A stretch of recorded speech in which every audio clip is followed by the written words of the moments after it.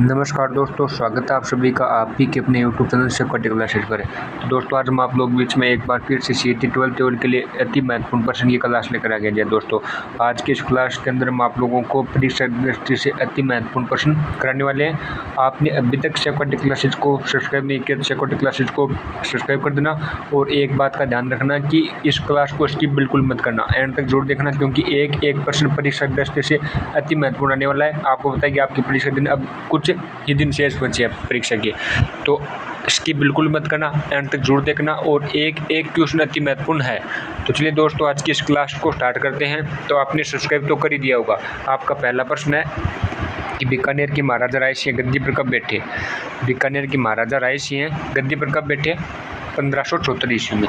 1574 ईस्वी में बीकानेर के महाराजा राय सिंह गद्दी पर बैठे थे। नेक्स्ट प्रश्न आपका है कि निम्न में से राजस्थान के कौन से जिले का प्रतीक मोर है? स्टार लगा लो कि कौन से जिले का प्रतीक मोर है। भीलवाड़ा का प्रतीक क्या है? मोर है। भीलवाड़ा जिले का प्रतीक क्या है? मोर पक्षी है। नेक्स्ट प्रश्न आपका है कि मेमंद आभूषण कहाँ पर पहना जाता है? मेमंद आभूषण कहाँ पर पहना जाता है? सिर पर। मेमंद आभूषण कहाँ पर पहना जाता है? सिर पर पहना जाता है। नेक्स्ट प्रश्न आपका है कि गिरी सुमेल का युद्ध कब लड़ा गया? गिरी सुमेल का युद्ध कब लड़ा गया था? गिरी सुमेल का युद्ध लड़ा गया था जनवरी 1544 ईस्वी में। जनवरी 1544 ईस्वी में गिरी सुमेल का युद्ध लड़ा गया। किन किन के मध्य लड़ा गया? गिरी सुमेल का युद्ध लड़ा गया था आपका मालवा के सेनानायक जेता व कुंपा और दिल्ली के शेरशाह सूरी के मध्य गिरी सुमेल का युद्ध लड़ा गया था। कब? जनवरी 1544 ईस्वी में। और इस युद्ध के बारे में शेरशाह सूरी ने कहा था कि मैं मुट्ठी भर बाजरे के लिए दिल्ली की सल्तनत खो देता। तो गिरी सुमेल कब लड़ा गया? जनवरी 1544 ईस्वी में। नेक्स्ट प्रश्न आपका है कि राजस्थान के किस प्रदेश या क्षेत्र में मुख्यतः बीहड़ पाए जाते हैं? किस क्षेत्र में पाए जाते हैं बीहड़? चंबल बेसिन में। बीहड़ किस में पाए जाते हैं? चंबल बेसिन में। और बीड़ पाए जाते हैं शेखावटी में। तो बीहड़ आपके पाए जाते हैं चंबल बेसिन में। नेक्स्ट प्रश्न आपका है कि विजयदानदेता का संबंध है। विजयदानदेता का संबंध किससे है? लोक साहित्य से। विजयदानदेता का संबंध है लोक साहित्य से। नेक्स्ट प्रश्न आपका है कि बेवाण कला संबंधित है। बेवाण कला किससे संबंधित है? काष्ठ कला से। बेवाण कला किससे संबंधित है? काष्ठ कला से। नेक्स्ट प्रश्न आपका है कि पश्चिमी राजस्थान में दुधारू पशुओं के लिए निम्नलिखित में से कौन सा एक चारा सर्वश्रेष्ठ है? दुधारू पशुओं के लिए कौन सा एक चारा सर्वश्रेष्ठ है? दामन। नेक्स्ट प्रश्न आपका है कि बिजोलिया अभिलेख किस वंश के इतिहास की जानकारी का महत्वपूर्ण साधन है? बिजोलिया अभिलेख किस वंश के इतिहास की जानकारी का महत्वपूर्ण साधन है? चौहान वंश के। चौहान वंश की जो इतिहास है उस इतिहास का कौन सा अभिलेख है? बिजोलिया अभिलेख। नेक्स्ट प्रश्न आपका है कि श्रीराम फर्टिलाइजर उद्योग कहाँ पर है? श्रीराम फर्टिलाइजर उद्योग कहाँ पर है? कोटा में है। श्रीराम फर्टिलाइजर उद्योग कोटा में है। नेक्स्ट प्रश्न आपका है कि राजस्थान में भामाशाह योजना कब लागू की गई थी? राजस्थान में भामाशाह योजना कब लागू की गई थी? 2008 में। नेक्स्ट प्रश्न आपका है कि सपेरों का कौन सा लोकवाद्य प्रसिद्ध है? सपेरों का कौन सा लोकवाद्य प्रसिद्ध है? पुंगी। सपेरों का पुंगी लोकवाद्य प्रसिद्ध है। नेक्स्ट प्रश्न आपका है कि 2011 की जनगणना के अनुसार राजस्थान की कुल जनसंख्या में से अनुसूचित जनजाति का प्रतिशत था। तो राजस्थान की जो कुल जनसंख्या थी उसका अनुसूचित जनजाति का कितना प्रतिशत था? तो वो था आपका 13.48%। 13.48% था। ठीक है, तो ऑप्शन नंबर 3 इसका राइट हो जाएगा। अगला प्रश्न आपका है कि जाखम एक सहायक नदी है। जाखम किसकी सहायक नदी है? जाखम है लूनी की। जाखम एक सहायक नदी है लूनी की। नेक्स्ट प्रश्न आपका है कि नाली नस्ल है। नाली नस्ल किसकी है? भेड़ की। नाली नस्ल किसकी है? भेड़ की है। अगला प्रश्न आपका है कि राजस्थान का कौन सा स्थान होली पर्व के अवसर पर इलोजी की सवारी के लिए जाना जाता है? तो इलोजी की सवारी के लिए कौन सा स्थान जाना जाता है? बाड़मेर। इलोजी की सवारी के लिए बाड़मेर जाना जाता है। अगला प्रश्न आपका है कि आज़ादी के बाद जोधपुर के कौन से शासक अपनी रियासत को एक स्वतंत्र इकाई रखना चाहते थे? तो इसके अंदर आपका राइट हो जाएगा ऑप्शन नंबर ए। महाराजा हनुमंत सिंह आज़ादी के बाद जोधपुर को अपनी जो एक रियासत थी उसको स्वतंत्र इकाई रखना चाहते थे। कौन? महाराजा हनुमंत सिंह। अगला प्रश्न आपका है कि घग्गर मैदान के विस्तार वाले जिले। घग्गर मैदान घग्गर नदी है वो उत्तरी जिले में बहती है, राजस्थान के उत्तरी जिले में। तो उत्तरी जिले कौन से उत्तर में? उत्तर दिशा में गंगानगर और हनुमानगढ़ जो घग्गर मैदान के विस्तार वाले जिले हैं, गंगानगर और हनुमानगढ़। और घग्गर नदी है वो बारहमासी नदी नहीं है, ठीक है। अगला प्रश्न आपका है कि बच्छ बारस का त्यौहार मनाया जाता है। बच्छ बारस का त्यौहार कब मनाया जाता है? तो इसमें आपका रेट जाएगा भाद्रपद महीने के कृष्ण पक्ष की द्वादशी को बच्छ बारस का त्यौहार मनाया जाता है। कब? भाद्रपद महीने के कृष्ण पक्ष की द्वादशी को। अगला प्रश्न आपका है कि राजस्थान की कौन सी सभ्यता बनास, बेड़च, गंभीरी और कोठारी नदियों के तटों और घाटियों में फैली हुई थी? तो दोस्तों इसके अंदर आपका राइट जाएगा ऑप्शन नंबर 3 आहड़। आहड़ सभ्यता थी वो बनास, बेड़च और गंभीरी और कोठारी नदियों के तटों और फिर घाटियों में फैली हुई थी। अगला प्रश्न आपका है राजस्थान के निम्नलिखित मुख्यमंत्रियों में से कौन राजस्थान की विधानसभा के अध्यक्ष पद पर भी आसीन रहे? तो इसके अंदर आपका क्या हो जाएगा? इसमें आपका राइट हो जाएगा हीरालाल देवपुरा। ऑप्शन नंबर 2 इसका राइट हो जाएगा। अगला प्रश्न आपका है कि किस दुर्ग में सैयद मीरन शाह की दरगाह स्थित है? किस दुर्ग में सैयद मीरन शाह की दरगाह स्थित है? तो इसमें आपका राइट हो जाएगा अमेर के जयगढ़ दुर्ग में, अमेर के जयगढ़ दुर्ग में। अगला प्रश्न आपका है हाँ नेक्स्ट प्रश्न है कि फुट्टा देवल मेला कहाँ पर आयोजित होता है? फुट्टा देवल मेला कहाँ पर आयोजित होता है? तो दोस्तों इसके अंदर आपका राइट जाएगा ऑप्शन नंबर 3 राजसमंद। राजसमंद में फुट्टा देवल मेला आयोजित होता है। अगला प्रश्न आपका है कि कजली तीज का त्यौहार कहाँ मनाया जाता है? कजली तीज का त्यौहार कहाँ पर मनाया जाता है? बूंदी के अंदर। अगला प्रश्न आपका है कि सांझी के रूप में किस देवी की पूजा की जाती है? सांझी के रूप में किस देवी की पूजा की जाती है? पार्वती। सांझी के रूप में किस देवी की पूजा की जाती है? पार्वती देवी की। अगला प्रश्न आपका है कि मांगल्य आभूषण महिलाओं के द्वारा शरीर के किस अंग पर पहना जाता है? मांगल्य कहाँ पर पहना जाता है? पैर, हाथ, वक्ष या फिर कमर? तो दोस्तों इसके अंदर आपका राइट हो जाएगा ऑप्शन नंबर 3 वक्ष। मांगल्य आभूषण कहाँ पर पहना जाता है? महिलाओं के द्वारा वक्ष। अगला प्रश्न आपका है कि मानचरित्र राष्ट्रों की रचयिता कौन है? मानचरित्र राष्ट्रों की रचयिता कौन है? ऑप्शन नंबर 1 कह रहा है नैन्सी, ऑप्शन नंबर 2 कह रहा है कवि नरोत्तम और ऑप्शन नंबर 3 कह रहा है कवि बांकीदास और ऑप्शन नंबर 4 कह रहा है दयालदास। तो दोस्तों इसके अंदर आपका राइट जाएगा ऑप्शन नंबर 2 कवि नरोत्तम। मानचरित्र राष्ट्रों की रचयिता कौन है? कवि नरोत्तम है। अगला प्रश्न आपका है कि राजस्थान की औसत वर्षा है। राजस्थान की औसत वर्षा कितनी है? ऑप्शन नंबर 1 है 48 से 52 सेंटीमीटर और ऑप्शन नंबर 2 कह रहा है 63 से 67 सेंटीमीटर और ऑप्शन नंबर 3 कह रहा है 56 से 58 सेंटीमीटर और ऑप्शन नंबर 4 कह रहा है 30 से 35 सेंटीमीटर।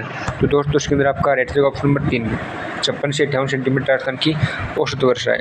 अगला प्रश्न आपका है कि त्रिकुट एवं नाकोड़ा पहाड़ियाँ राजस्थान के क्रमशः कौन से जिलों में स्थित है? त्रिकुट एवं नाकोड़ा क्रमशः बताइए आपको कौन से जिलों में स्थित है? दोस्तों इसके अंदर आपका राइट जाएगा जैसलमेर एवं बाड़मेर। त्रिकुट की पहाड़ी कहाँ पर है? जैसलमेर के अंदर है और नाकोड़ा की पहाड़ी कहाँ पर है? बाड़मेर के अंदर है। ध्यान रखना क्रमशः बताना है। तो त्रिकुट एवं नाकोड़ा की पहाड़ी कहाँ पर हो जाएगी? जैसलमेर एवं बाड़मेर। जैसलमेर के अंदर है त्रिकुट की और नाकोड़ा के अंदर है बाड़मेर की। अगला प्रश्न आपका है कि कौन सी चंबल नदी की सहायक नदी है? चंबल नदी की सहायक नदी पूछी आपको कि कौन सी है? ऑप्शन नंबर 1 कह रहा है जवई और ऑप्शन नंबर 2 कह रहा है माही और ऑप्शन नंबर 3 कह रहा है काली सिंध और ऑप्शन नंबर 4 कह रहा है जाखम। तो दोस्तों इसके अंदर आपका राइट जाएगा ऑप्शन नंबर 3 काली सिंध। चंबल नदी की सहायक नदी कौन सी है? सहायक नदी काली सिंध है।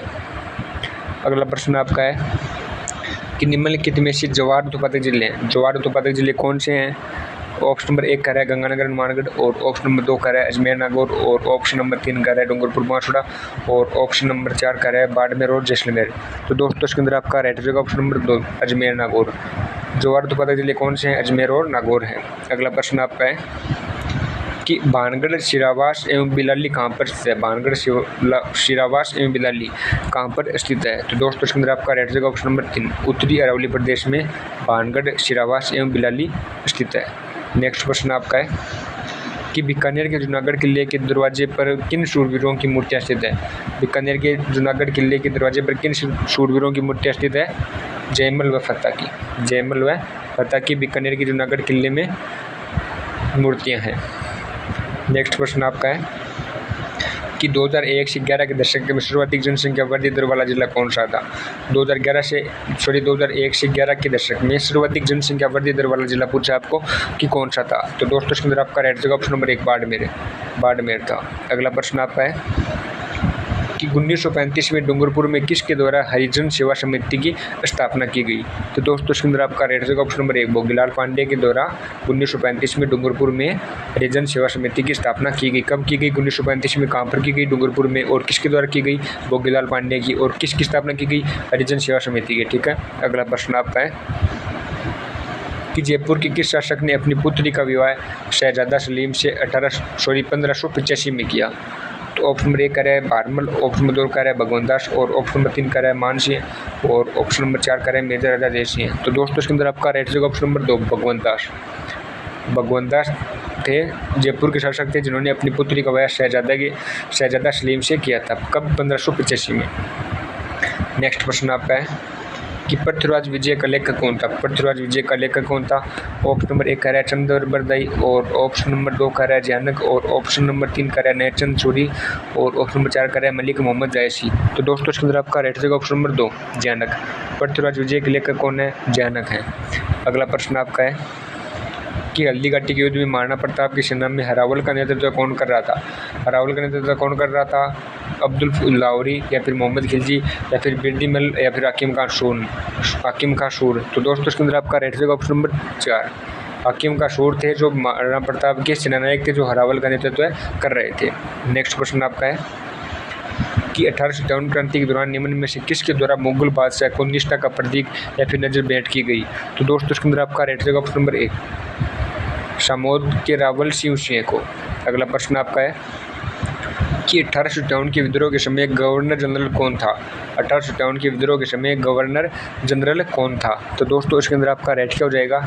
Lord Canning. 1857 के विद्रोह के समय गवर्नर जनरल था।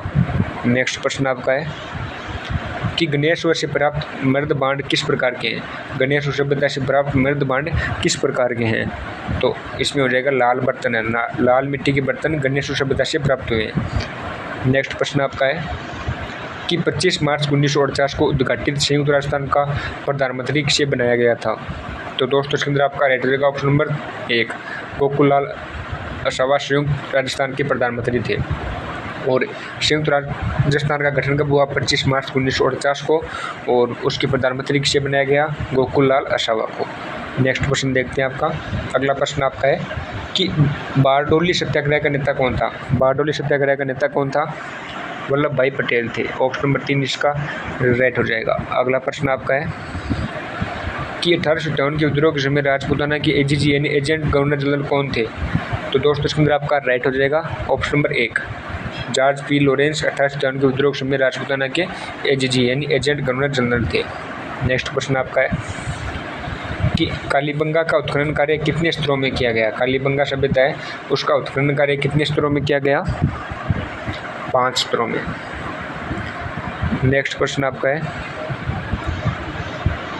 कि मुकुंदरा हिल्स टाइगर रिजर्व राज्य के किन 4 जिलों में फैला हुआ है। मुकुंदरा हिल्स टाइगर रिजर्व पूछा आपको तो हो जाएगा कोटा, बूंदी, चित्तौड़गढ़, झालावाड़। कोटा, बूंदी, चित्तौड़गढ़ और झालावाड़। ऑप्शन नंबर 2 इसका राइट हो जाएगा। अगला प्रश्न आपका है कि राज्य मानवाधिकार आयोग के सदस्यों की चयन समिति की अध्यक्षता करता है। स्टार लगा लो कि राज्य मानवाधिकार आयोग के सदस्यों की चयन की समिति की अध्यक्षता कौन करता है। तो दोस्तों इसके अंदर आपका राइट हो जाएगा ऑप्शन नंबर 1 मुख्यमंत्री राज्य मानवाधिकार आयोग के सदस्यों की चयन की समिति की अध्यक्षता करता है। कौन करता है? मुख्यमंत्री करता है। अगला प्रश्न आपका है कि महाराजा श्री उमेद मिल्स लिमिटेड किस वर्ष स्थापित की गई थी। तो दोस्तों इसके अंदर आपका राइट रहेगा ऑप्शन नंबर ए 1939 में महाराजा श्री उमेद मिल्स लिमिटेड स्थापित की गई थी। अगला प्रश्न आपका है कि राजस्थान के निम्नलिखित राज्यपालों में से कौन राज्यपाल बनने के पूर्व राजस्थान लोक सेवा आयोग के अध्यक्ष रहे हैं।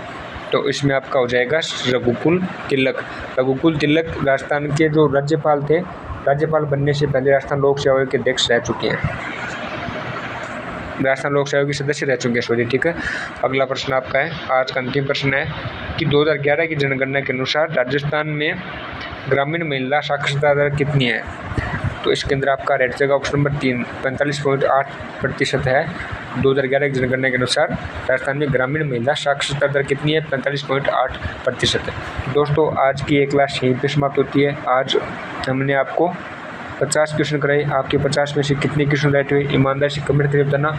और आपको आज की क्लास कैसी लगी ये भी कमेंट करके बताना। और आपने अभी तक शेफर्टी क्लासेज को सब्सक्राइब नहीं किया तो शेफर्टी क्लासेज को सब्सक्राइब कर देना और क्लास को लाइक कर देना और दोस्तों के साथ शेयर कर देना। धन्यवाद दोस्तों, बन रहे शेफर्टी क्लासेज के साथ लाइक शेयर एंड सब्सक्राइब शेफर्टी क्लासेज। धन्यवाद।